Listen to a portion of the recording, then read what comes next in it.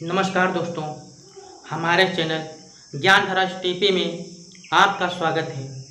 मैं आशीष कुमार आज फिर आपके लिए ओशो की एक नई कहानी लेकर आया हूँ, एक नई सीख लेकर आया हूँ और एक नई सोच लेकर आया हूँ। दोस्तों, यह ओशो की कहानी है और इस कहानी को पूरा सुनें क्योंकि यह कहानी आपके जीवन में परिवर्तन ला सकती है और आपकी सोच में भी बदलाव ला सकती है। इसलिए दोस्तों, इस ओशो की कहानी को पूरा सुनें। तो आइए अब हम आपको ओशो की कहानी की तरफ ले चलते हैं। जैसे कि एक संत जी थे और वह गांव-गांव जा कर के लोगों को प्रवचन सुनाते थे और अच्छी राह पर चलने के लिए संदेश देते थे। लेकिन उन संत जी में एक कमी थी कि वह चेहरे से अच्छे नहीं थे, वह चेहरे से सुंदर नहीं दिखते थे। उनके चेहरे पर जो था वह क्रूप जैसा चेहरा था और जो भी उनके चेहरे को देखता वह एक बार ज़रूर सोचता था कि इनका चेहरा भी काश कहीं सुंदर होता तो कितना अच्छा होता। एक बार क्या होता है, वह संत जी अपने शिष्यों के साथ कहीं जा रहे होते हैं और जाते जाते वह एक राजा के राज्य में पहुंच जाते हैं। तो जब राजा को यह बात पता चलती है कि एक संत जी आए हैं और वह लोगों को अच्छी राह पर चलने के लिए संदेश देते हैं, तो राजा ने अपने मंत्री से कहा कि जाओ उन संत जी को यहाँ दरबार में लेकर के आओ।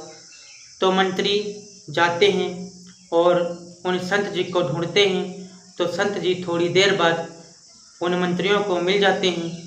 तो वह मंत्री संत जी को राजा के दरबार में लेकर के जाते हैं और जब राजा के दरबार में पहुंचते हैं तो राजा ने कहा कि संत जी हमें भी कुछ संदेश दो।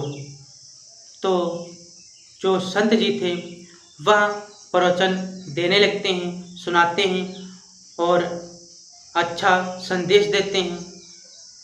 जब उनका संदेश समाप्त होता है तो राजा ने कहा कि संत जी मेरा एक प्रश्न है, क्या मैं आपसे पूछ सकता हूँ?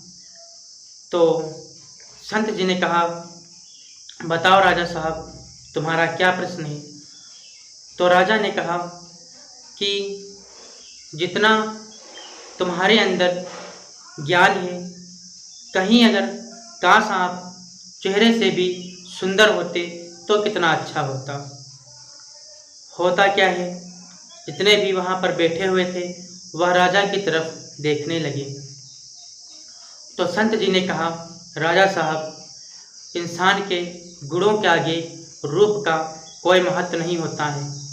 तो राजा ने मुस्कुराते हुए कहा क्या तुम कोई ऐसा एक उदाहरण पेश कर सकते हो जिसके आगे गुणों के आगे रूप का कोई महत्व ना हो?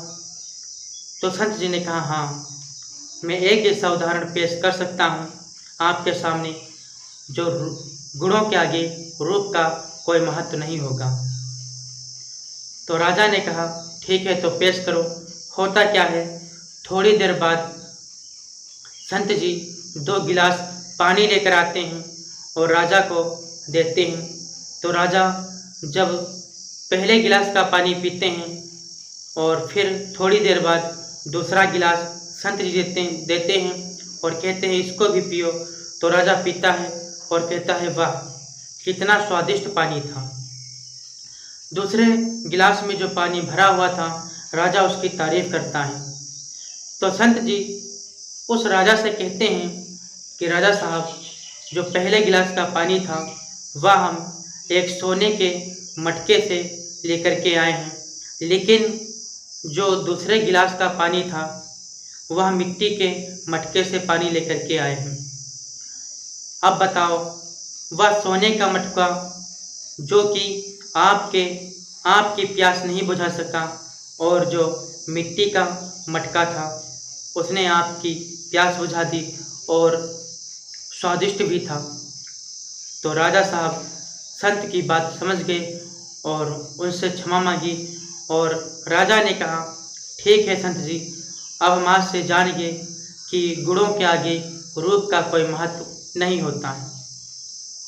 तो दोस्तों, यह ओशो की कहानी थी और मैं आशा करता हूँ आपको यह कहानी अच्छी लगी होगी।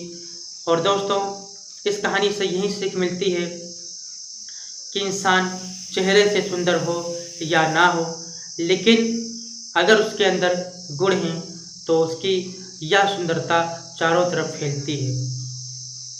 जो यह रूप है यह तो उम्र के साथ साथ ढल जाएगी, उम्र के साथ साथ यह रूप ढल जाएगा, लेकिन जो गुण है यह आपका कभी ढलेगा नहीं, यह हमेशा आपके साथ रहेगा। और आप रूप किसी को दे भी नहीं दे सकते हो, लेकिन जो गुण है यह दूसरे को भी दे सकते हो। इसलिए कोशिश करो अपने अंदर अच्छे अच्छे गुणों को पैदा करो।